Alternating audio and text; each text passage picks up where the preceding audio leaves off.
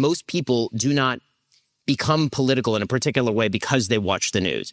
They watch the news in large part after they've become a little bit political. And the way that people mostly become political is through culture. It is through kind of the normal water cooler conversations they have day to day. And so one of our goals was, once we had built up a big enough audience, could we start to broaden our mission to include things like entertainment content that was going to shape people's values from the time that they were young. So, for example, we have a children's programming unit called Bent Key that has several 100,000 subscribers, and it embodies sort of classical Judeo-Christian values for kids, where you're not worried that you're going to leave your 5-year-old in front of a TV and suddenly Miss Rachel's going to be lecturing them about Palestine. That's not going to be a concern if you watch our sort of content. So, we decided to expand in that way. Hopefully that'll be justified by the audience, and the audience will love what we're doing. If not, then we'll have to stick and move in other ways too. That's, as Barry says, one of the nice things about independent media is that you can really move quickly. You can adjust on the fly.